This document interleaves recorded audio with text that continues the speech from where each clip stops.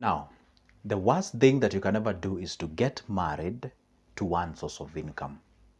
Yeah, this is the only situation that you're supposed to be polygamous. You know why? Because the divorce will be very nasty. And this is what I mean. I love using these analogies for you to exactly understand what I'm talking about. See, you getting married to one source of income is simply by relying on that source of income, none other but that exactly one, okay?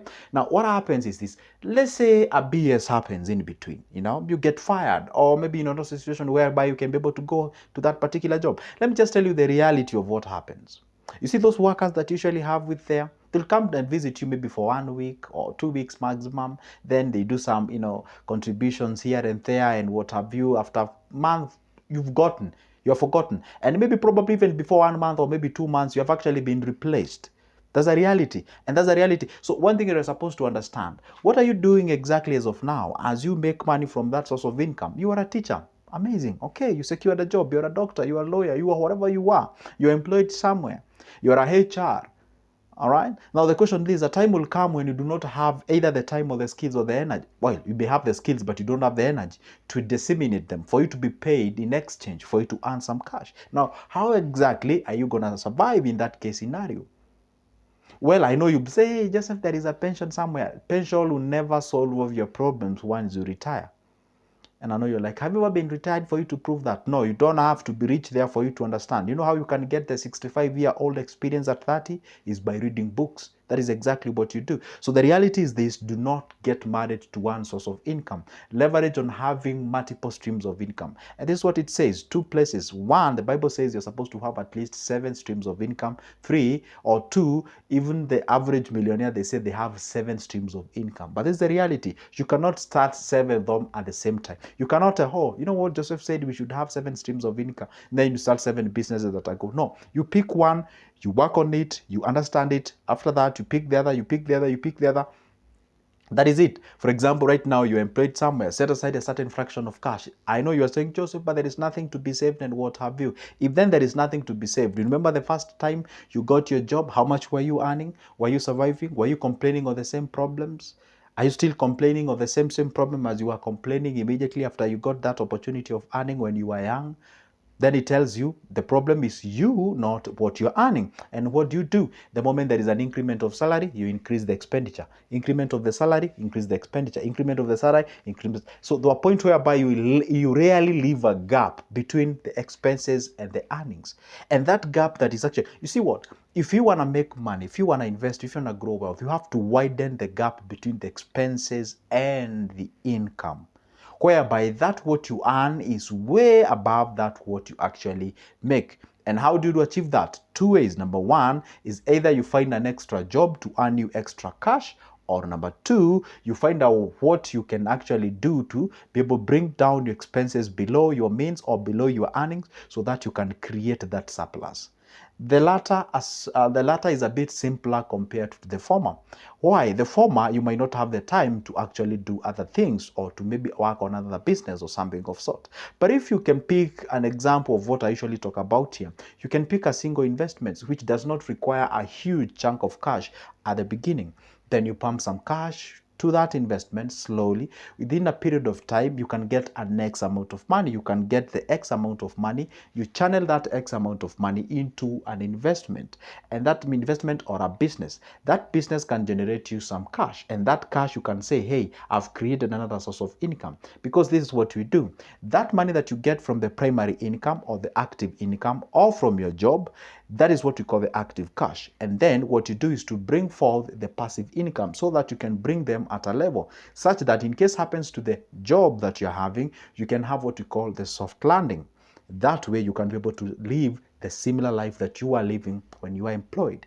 One thing that I actually find people doing is that you tell your friends, your acquaintances, your whoever they are, hey, I'm gonna quit this job so that I go start the business. No, start the business, have the job. And once the business stands on its foot, therefore you can be able to shift. Don't quit the job that you hate to start a business that you do not understand, because you're gonna have 2 losses. Number one, you're going to lose your job, and you're going to lose actually 3 losses. You're going to lose your job, you're going to lose your cash because you got into a business that you don't understand, and you're going to have the business. So you're going to have 3 things. And of course, on top of that, you're going to have mental disruptions. So what I'm telling you is that try as much as you can ask yourself, how many streams, like how many things bring money to my life?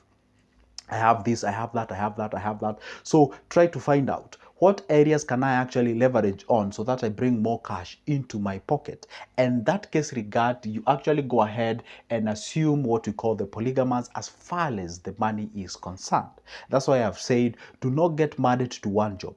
Have you ever seen somebody who tells you that I've been employed to this job for the last 7 years, 10 years, 20 years, 30, 40, 50 years? They know nothing else. This is where I've been employed. They haven't invested in anything. They do not have anything as that can be called under their name.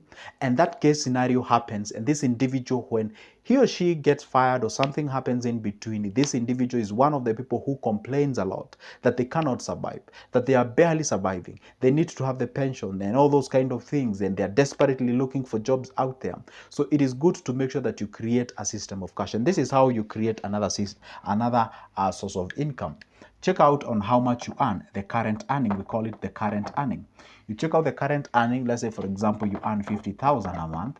If you earn 50,000 a month, with this case scenario, then you can ask yourself, how much do you survive on the recurrent expenditure?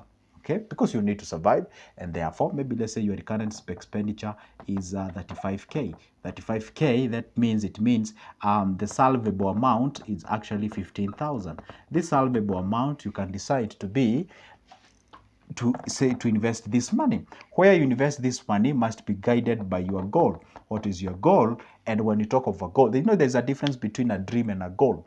A goal is when you actually clearly define, you count the cost. You count the cost. My goal will cost me 1 million. Okay, my goal will cost me 1 million. And that goal, again, the other thing you do it is actually define the time frame.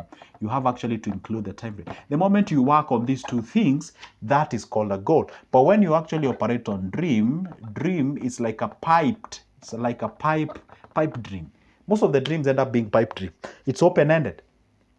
You cannot say, hey, I would like to one day drive a car. I would like to one day do this. No, say, I would like to drive this type of a car. I would like to drive a Volvo CX-90. Now you're defining how much does a Volvo CX-90 cost. It costs 6 million in Kenyan shillings, for example. That asks, then if it costs 6 million, by when do I want to drive that car? At this particular time. Okay, now, if then that's the time frame, then how much do I need to save? How much do I need to invest? Or how much do I need to have? I need to have 6 million. Then how much do I have as of now? I have X amount of money. Therefore, how can I achieve it in 6 years' time? Therefore, I need to pump this money. Am I bearing in mind that this car will actually appreciate in price, or maybe, or whatever the thing it is, or maybe you want to buy a property? So you have to actually operate on goals. So when you have a goal, because goal is the one that, you see, the hardest question to answer is what is the best investment? It depends with you. What do you want as a goal? By the way, that's the hardest question you can ever ask your financial advisor. What's the best investments? No, they always bounce back that question to you like, what do you want? If you tell me what I want or what you want, I can formulate you several options that you can be able to pick that can lead you to that destination. For example, you can tell me I would like to go to Kisumu. If you're a Kenyan, I would like to go to Kisumu. I can tell you there are 2 routes or 3 routes. One, you can actually decide to use the Nairobi Nakuru Kisumu. You can decide to use the Nairobi Mai Mahiu Kisumu. That is the 2 routes, or maybe you can fly. Those are 2 options. Those are 2, but not until you tell me where you want to go. I cannot tell you what. Can you just imagine? Can you imagine? You ask me, what's the best place to go? I mean, how can I even answer that question? So the issue is this: have the goal. This will help you to actually formulate another stream of income, okay? Because the moment now you have the goal, which is so much defined, I need 1 million shilling. If I need 1 million shilling, therefore, you have to know, if I set aside this 15,000, for example, you can have somebody telling you, hey, I need 1 million shillings in a period of 1 year, but you can only save 15,000 a month. Come on, that's a dream. You cannot be able to have it. You can't. I'm not saying it's not possible. A miracle can happen, but how can you?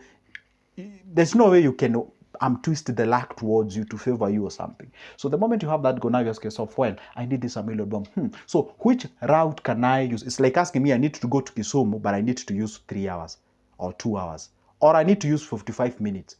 Therefore, forget about driving, forget about train, think about the air. And what does it come with the air? Air costs more. I need to drive for how many hours? For 6 hours, for 7 hours. Okay, you can drive. You get what I'm saying? So For you to create another source of income, you have to know that amount of money that you save, or that amount of money that you are able to save. And then now when you have that amount of money that is salvable, then ask yourself, which vessel or which vehicle that I use to invest so that I can hit this goal. There, for that particular point, you can be like, if I pick an MMF, will actually reach me this destination. If I pick a treasury bill, will reach me this destination. If I pick a bond, well, bonds need me like 50,000. I don't have that amount of money. But if I save for 4 months, then I can be able to raise money enough for me investing in a bond. But what do I gain when I invest in that particular bond? You get what I'm saying? Or I can be, you know what? Forget about those the investments method. I don't know, bills, bonds, shares, and what have you. I need a real business. Therefore, then when you say, and how much did it cost for you to start a business? Maybe it costs you like 150,000. Fine. So I save 15,000 a month. How many months do I need? I need 10. Then what do I stand to gain from that 150,000 business? I'm looking forward to earning an extra 10,000. Okay. So after the 10th month, or let's say 12th month, because of the giving time for the business to run, then I'll be having the normal 15,000 that I'm earning from the business that I'm saving, and also the extra 10 from the business. I'll be having my 25. Now the dream of 3. You get what I'm saying? That is exactly the formula that you use to create a stream of income. You don't just wake up because you have the money, you start a business. You see, you must be guided on the goal that you want to achieve. If you are guided by the goal, then if you can be able to pick a thing that can actually work for you.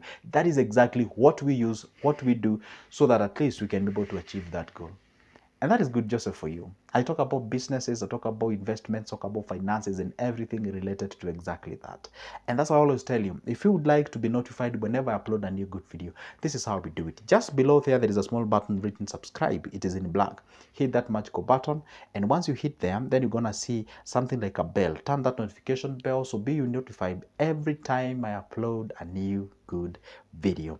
And again, if you're in a position to, you have some groups and what have you, always take this video and share with them. All right, you can share. There's always that share button out there. Click it and share with people so that at least they can gain something, because all this information and knowledge was never provided to us when we were actually in school.